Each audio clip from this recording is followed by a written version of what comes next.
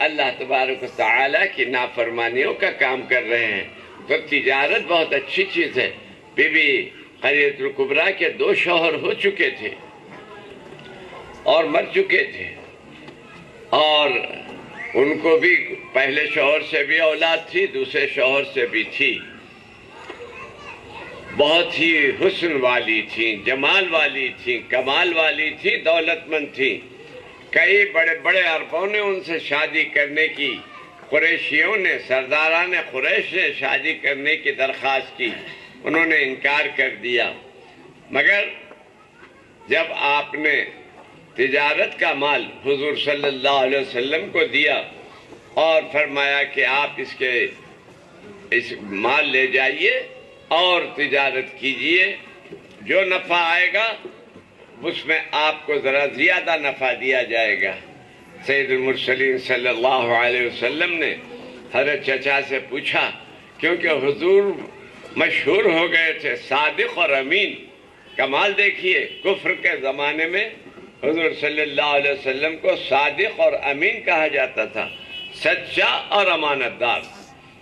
تو کافر بھی آپ کو سچا اور امانت دار کہتے تھے، نبوت کے اعلان کے بعد بھی، اور اپنی قیمتی چیزیں لا کر حضرت صلی اللہ علیہ وسلم کے گھر میں رکھاتے تھے۔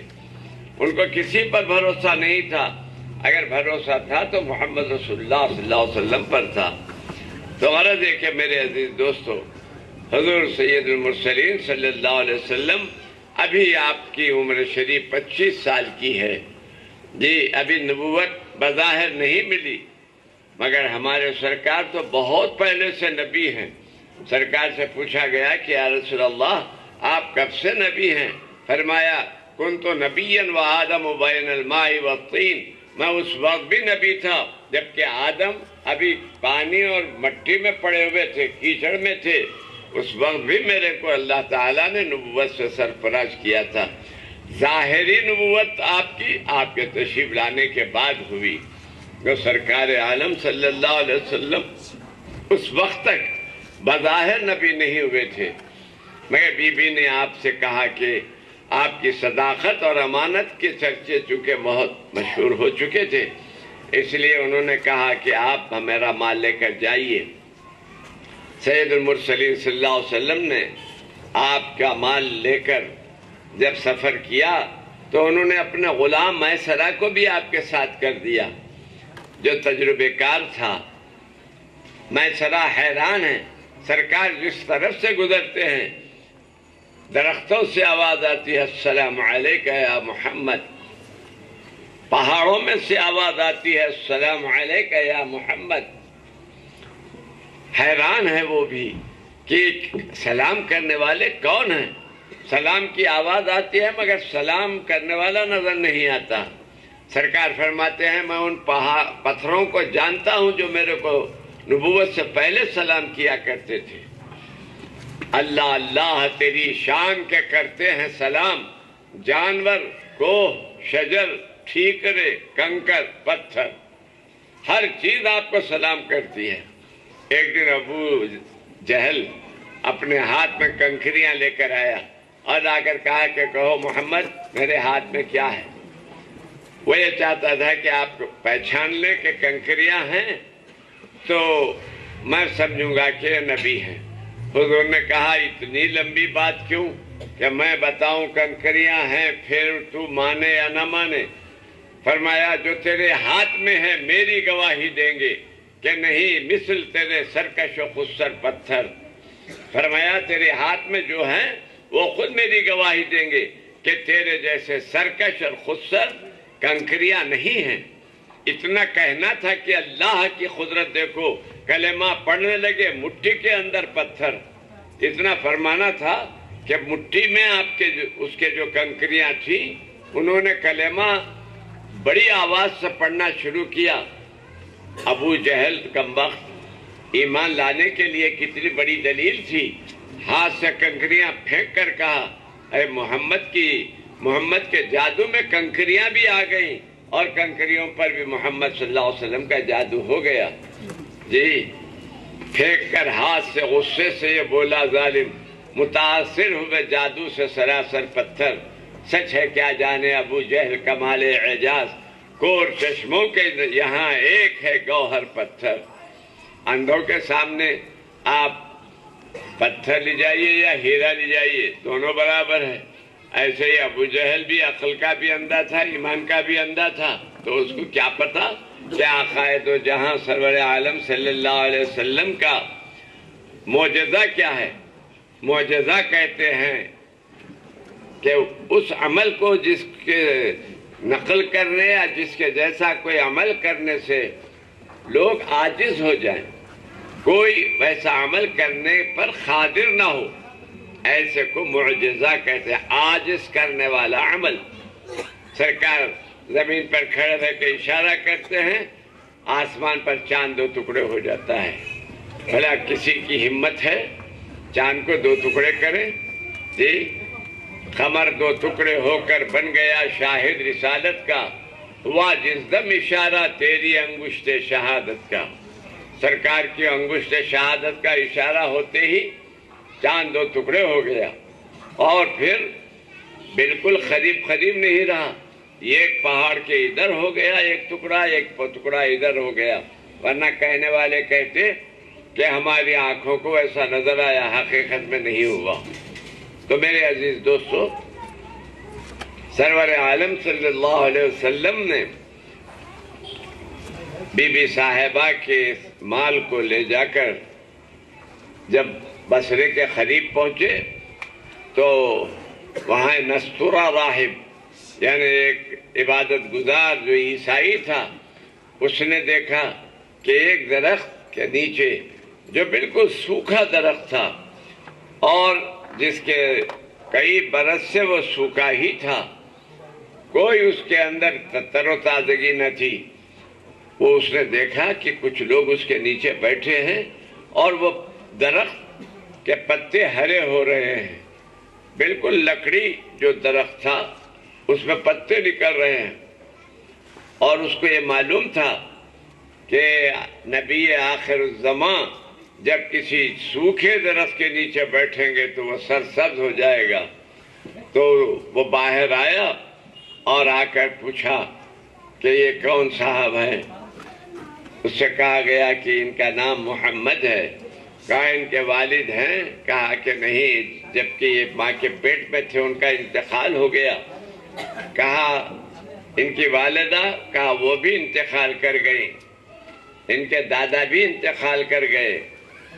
تو اس وقت اس نے کہا کہ یہ آخری پیغمبر ہیں، ان کو آگے نہ لے جاؤ، یہودی ان کے دشمن ہیں، ان کو شہید کر دیں گے، یہیں پر جو بھی آپ کو کرنا ہے کر لیجئے، یہیں سے واپس ہوئیے۔ ابھی منڈی کو نہیں گئے تھے حضور کہ راستے ہی سے واپس ہوئے اور سامان فروخت کیا۔ اللہ کی برکت ایسی ہوئی کہ جتنا مال لے گئے تھے وہ سب فروخت ہو گیا، اور نفع اتنا زیادہ آیا کہ بی بی خدیجہ الکبریٰ رضی اللہ عنہا سرکار عالم صلی اللہ علیہ وسلم کی یہ برکت دیکھ کر حیران ہو گئی۔ اور بی بی صاحبہ بیٹھی تھی اپنے گھر پر مروہ کے مقام میں، دور سے دیکھا دھوپ کے وقت دو صاحبین آ رہے ہیں ایک اونٹ پر، مگر ایک اونٹ پر جو ہے ایک شخص کے اوپر پرندے سایہ کیے ہوئے ہیں اور دوسرا ویسے ہی ہے۔ بی بی صاحبہ دیکھ رہی ہیں، حیران ہے کہ آخر یہ کیا بات ہے۔ جیسے جیسے وہ اونٹ آگے بڑھ رہا ہے پرندوں کا سایہ بھی ساتھ چل رہا ہے۔ آخر کار جب قریب آئے تو پہچان لیا کہ ایک تو ان کا غلام ہے میسرہ جو پیچھے بیٹھا ہے، اور سامنے جو بیٹھے ہیں وہ محمد مصطفیٰ صلی اللہ علیہ وسلم ہیں۔ اور اس کے بعد غلام نے جب حضور کے کمالات کا اظہار کیا، بی بی خدیجہ الکبریٰ فدا ہو گئی حضور پر، اور نفیسہ نامی عورت سے کہلا بھیجا کہ محمد صلی اللہ علیہ وسلم سے پوچھو کہ وہ شادی کیوں نہیں کرتے، اگر شادی کرنا چاہتے ہیں تو پھر ہمارا پیام ان کو دے دو۔ نفیسہ آئیں اور آ کر کہا کہ محمد کب تک 25 سال کے ہو گئے، شادی کیوں نہیں کرتے؟ فرمایا میں غریب آدمی ہوں، میرے لیے میرے پاس نہ دولت ہے نہ ثروت ہے، مجھے کون بیٹی دے گا؟ تو نفیسہ نے کہا اچھا اگر آپ کو کوئی دولت مند عورت شادی کے لیے آپ سے راضی ہے تو آپ راضی ہیں؟ کہا کہ ایسی کون ہوگی بھائی مجھ غریب سے شادی کرے گی؟ کہا کہ خدیجہ آپ سے شادی کرنے کے لیے تیار ہیں۔ سرکار نے فرمایا میں اپنے چچا سے پوچھتا ہوں۔ چچا سے رائے لے کر جب چچا کے سامنے بات گئی، انہوں نے کہا بیٹے وہ تو ایسی شریف النفس خاتون ہے کہ بڑے بڑے لوگوں نے اپنا سر پھوڑ لیا مگر ان کے لیے راضی نہیں ہوئی، آپ کے پاس جب خود پیام پہنچا ہے تو آپ راضی ہو جائیے۔ پھر انہوں نے خطبہ دیا، پھر ان کی طرف سے ان کے چچا نے خطبہ دیا۔ اللہ اکبر! آپ دیکھیے بی بی صاحبہ کی فراست، فقط ایک عمل کو دیکھ کر انہوں نے سمجھا کہ یہ بڑی شان والے ہونے والے ہیں، یہ محمد بڑی شان والے ہیں، اگرچہ غریب ہیں۔ آپ کے پاس کیا ہے؟ کچھ بھی نہیں۔ باو جان کی طرف سے ایک آدھ باندی ملی تھی اور غربت شروع سے ہی آپ کے ساتھ رہی، مگر ظاہری غربت تھی مگر دل بڑا غنی تھا، اللہ پر کامل بھروسہ تھا۔ اور بی بی صاحبہ نے یہ نہیں دیکھا کہ پیسے والے ہیں کہ نہیں، یہ دیکھا کہ دیندار ہیں کہ نہیں، اللہ والے ہیں کہ نہیں۔ ہماری بہنیں بھی اور بھائی بھی یہ طے کریں کہ آئندہ جب شادیاں کریں گے تو لڑکی کو دیکھیں گے تو دیندار کو دیکھیں گے، لڑکے کو دیکھیں گے تو دیندار کو دیکھیں گے۔ آج کل تو عالم یہ ہے پیسہ جدھر زیادہ ادھر گھس جا رہے ہیں ہمارے نوجوان جی، اور ان کے اماں جان بھی ویسے ہی، باو جان بھی ویسے ہی پیسے سے شادی کر رہے ہیں یا اللہ کے حکم پر شادی سنت رسول کی ادائی کر رہے ہیں۔ ہماری بہنوں کا بھی حال عجیب ہے، جب بچیوں کی شادی کا وقت آتا بولتے یہ جوڑے کی رقم بڑی بری چیز ہے جی، یہ جہیز وہیز کا معاملہ بڑا خطرناک ہے، لیکن جب ان کے بچے کی شادی ہوتی داتا ایسے تیز ہوتے ہیں مگر مچھ کے سے زیادہ تیز، جو ہے نگل لینے کو تیار۔ ہماری بہنیں سن لیں، آج کل ٹینڈنسی بدل رہی ہے، لوگ پیسے والوں کو نہیں دیکھ رہے ہیں، آج یہ دیکھ رہے ہیں کہ دیندار بچی گھر سنبھالے ویسی ہونا، ساس کی فرما بردار رہنا، شوہر کے ساتھ وفادار رہنا، چٹک مٹک نہیں رہنا جی، بناؤ سنگار کر کے سڑک پہ کھڑی ہوئی ہیں جی دروازے کے اندر، اور ہر جانے والا دیکھ رہا ہے اور اس کا خیال یہ ہے کہ میرے کو میں اگر خوبصورت ہوں تو کیا اسی ماٹھی میں لے کے واسطے ہوں کیا جی؟ آخر میرا حسن لوگاں دیکھنا نہیں۔ انا للہ، یاد رکھو جو عورت بناؤ سنگار کر کے گھر سے نکلتی ہے اور بازار سے پھرتی ہے، بازار میں ایسی عورت کو جتنے لوگ دیکھ کر برا خیال برا گمان کرتے ہیں، ان سب کو جتنا عذاب ہوتا ہے اس ایک عورت کے واسطے اتنا ہی عذاب لکھا جاتا ہے۔ کتنی مصیبت کی بات ہے۔ یاد رکھو بہترین عورت وہ ہے جو پردے کے ساتھ رہے، بہترین عورت وہ ہے جو برائیوں سے بچتی رہے، بہترین عورت وہ ہے جو حیا کا لباس پہنے۔ آج ہماری بہنوں کے لباس کیسے ہیں؟ آستینہ تو کبھی کے نکل گئے جی، پیڑ بھی دکھ رہا ہے، پیٹ بھی دکھ رہی ہے، کیا کیا چیزیں دکھ رہی، کیا نہیں دکھ رہا ہے پوچھنا پڑ رہا ہے۔ دکھنے کی چیزیں تو بہت ہیں مگر دولہے میاں بھی خاموش، دولہن بیگم بھی خوشی میں مست، یہ بول نہیں سکتے اس لیے کہ جوڑے کی رقم لے چکے ہیں، منہ بند ہے حضرت کا، منہ کھولے تو جوڑے کی رقم جاتی کی کیا ہے کی، اور بیوی چلے آتی کی کیا ہے جی۔ ٹک ٹک دیدم دم نہ کشی دم، دیکھ رہا ہے مگر بول نہیں سکتا، بلکہ بعض تو دولہے میاں تعریف کر رہے ہیں، میں بیگم تم بڑے اسمارٹ دکھتے ہیں ایسے کپڑوں میں، ماشاءاللہ تھوڑا ننگاپن ہے تو اسمارٹ دکھ رہے، پورے ہو گئے تو اور اچھے اسمارٹ دکھیں گے۔ انا للہ و انا الیہ راجعون۔ عورت کے لیے سب سے بہترین چیز حیا ہے۔ بی بی فاطمہ الزہرا ایک دن سیدنا علی سے پوچھا کہ علی آج باو جان نے کیا فرمایا؟ تو انہوں نے کہا سرکار نے سوال کیا ہے عورت کے لیے سب سے بہتر کیا چیز ہے؟ تو پھر تم نے کیا جواب دیا؟ کہا ہم لوگوں نے کہا یا رسول اللہ 3 دن تک سوچ کے جواب دیتے ہیں۔ بی بی صاحبہ نے کہا 3 دن سوچنے کی کیا ضرورت؟ سرکار پوچھتے ہی تم کہہ دینا تھا عورت کے لیے سب سے بہتر یہ ہے کہ نہ وہ کسی غیر مرد کو بری نظر سے دیکھے، نہ کوئی غیر مرد کی نظر اس پہ پڑنے پائے۔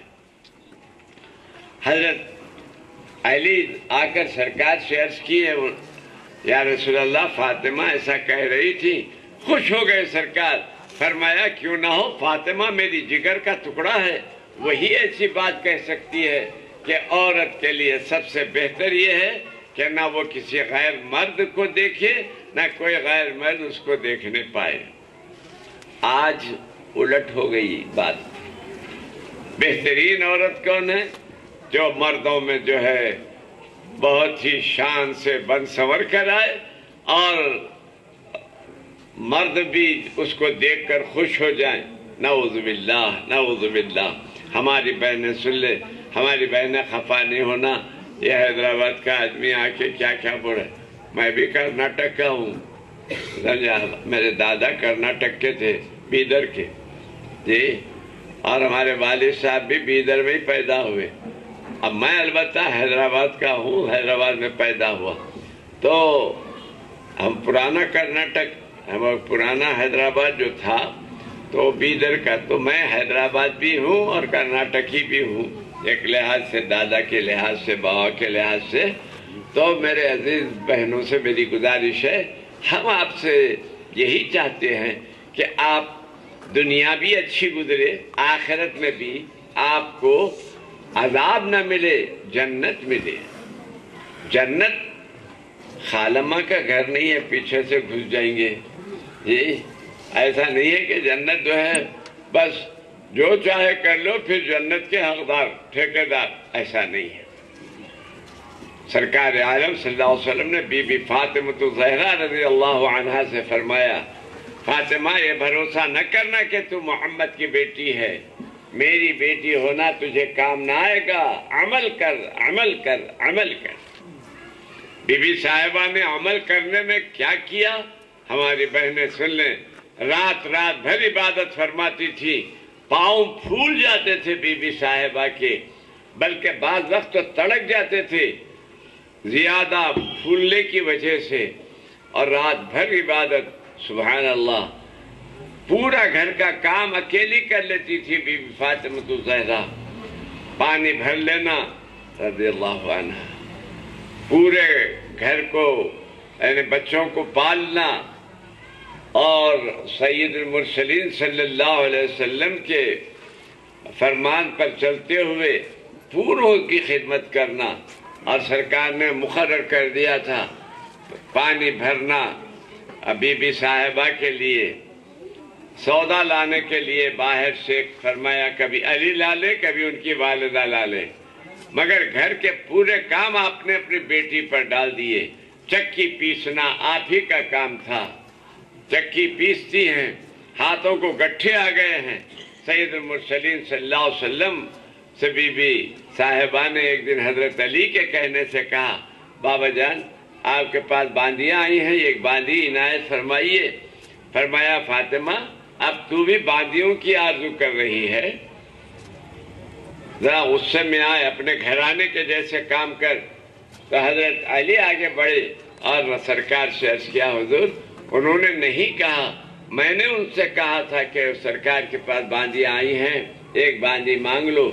تو بی بی صاحبہ سے سرکار نے کہا کیوں فاطمہ، کہے کہ لیے ہونا باندی کا؟ یار ابا جان گھر کا پورا کام مجھے کرنا پڑتا ہے، بچوں کو سنبھالنا، بچوں کو دودھ وغیرہ ان کو پلانا، پورے گھر کے کام کرنا، پانی بھر لینا، چکی پیس لینا، روٹی ڈال دینا سب مجھے کو کرنا پڑتا ہے. اس لیے ایک باندی کی میں خواہش کی تھی، وہ بھی علی کے کہنے سے رضی اللہ عنہ کے. تو سرکار نے کہا اچھا کیوں بیٹی کیوں ہونا؟ کہا بابا میں بہت تھک جاتی ہوں. کہا بیٹی تکان دور ہونا یا باندھی ہونا؟ کہا ابا تکان دور ہو گئی تو بس ہے. کہا بیٹی اگر تیرے کو تکان ہو جائے تھک جائے تو رات کو سوتے وقت 33 بار سبحان اللہ، 33 بار الحمدللہ، 34 بار اللہ اکبر پڑھ کے سویا کرو بیٹی، تمہاری پوری تکان اتر جائے گی. باندھی نہیں ملی، ایک وظیفہ بڑھا دیا سرکار نے. دیکھا آپ نے یوں کی ہے اہل بیت مطہر نے زندگی. یہ ماجرا دختر خیر الانام ہے، سرکار کی صاحبزادی کا یہ ماجرا ہے. آپ بتائیے کہ سید المرسلین صلی اللہ علیہ وسلم جب باپ ہیں تو آپ کے والد ہونے کے بعد آپ کو کتنی چھوٹ ہونی چاہیے تھی، کتنی آپ کے لیے آسانیاں ہونی چاہیے تھی، مگر سرکار نے فرمایا نہیں بیٹی عمل کر، عمل سے تیرے کو بہت فائدہ ہوگا اور آخرت کی نجات تجھے تیرے عمل سے ملے گی. ماشاءاللہ. تو ہماری بہنوں سے بھی میری گزارش ہے کہ وہ بھی اپنی زندگی ادا ہو رہی ہے. ہاں ٹھیک ہے.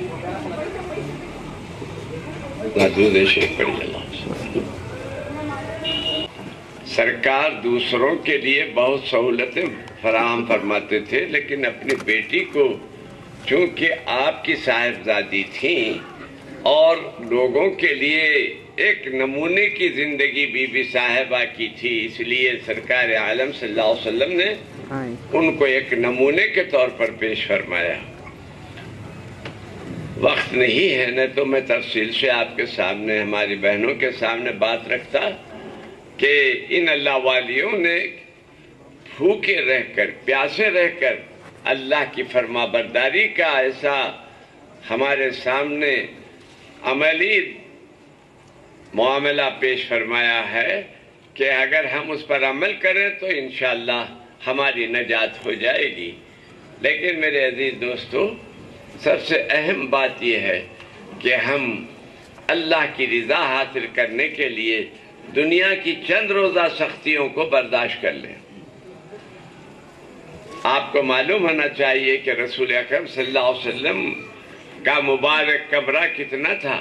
بی بی عائشہ صدیقہ فرماتی ہیں رضی اللہ عنہ کہ ہم جب سوتے تھے تو یہ ہمارا سر ایک دیوار کو لگ جاتا تھا، پاؤں ایک دیوار کو لگ جاتا تھا.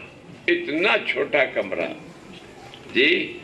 اور سید المرسلین صلی اللہ علیہ وسلم تہجد کو اٹھتے تو آپ اپنی بی بی صاحبہ کے پیتی نماز پڑھتے.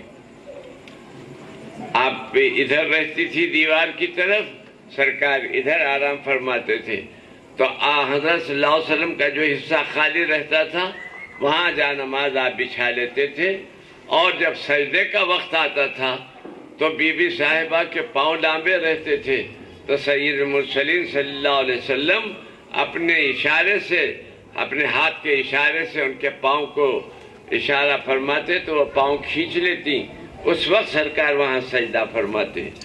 مگر قربان جائیے نہ بی بی عائشہ صدیقہ کی زبان پر کوئی شکوہ، نہ بی بی فاطمہ زہرا کی زبان پر کوئی شکوہ رضی اللہ عنہ.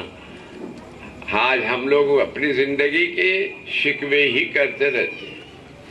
ہمارا گھر اتنا چھوٹا ہے، مٹی پڑو، کیسا اجاڑ گھر ہے جی، خبر کے اٹھتا گھر.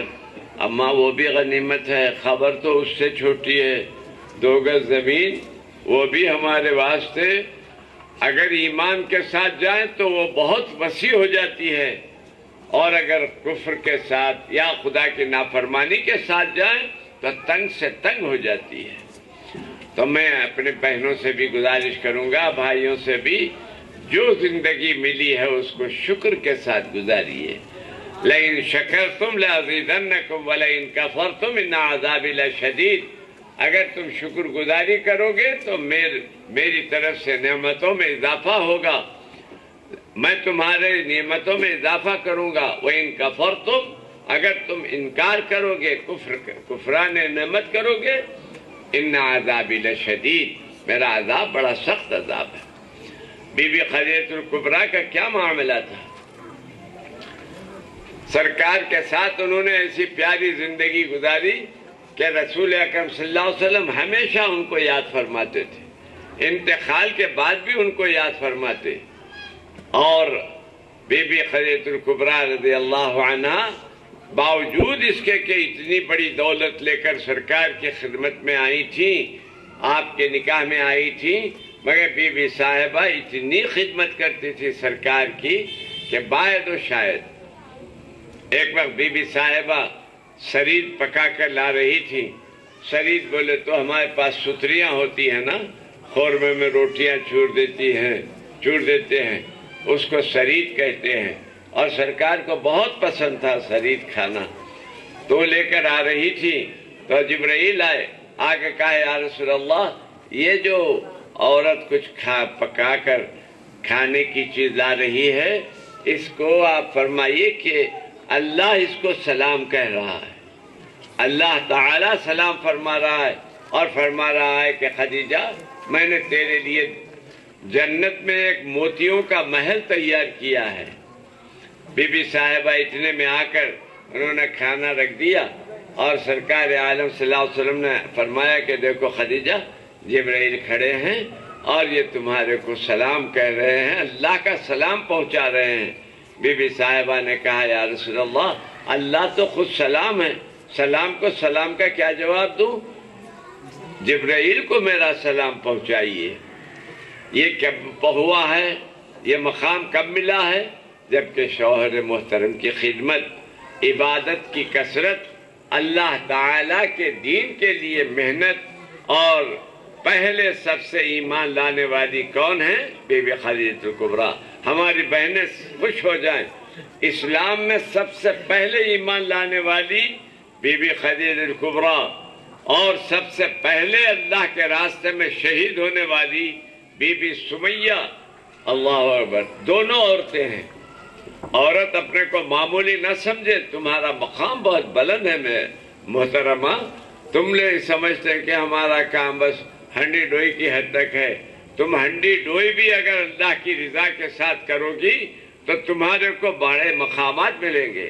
رسول اکرم صلی اللہ علیہ وسلم نے فرمایا جو عورت اللہ کی عبادت بھی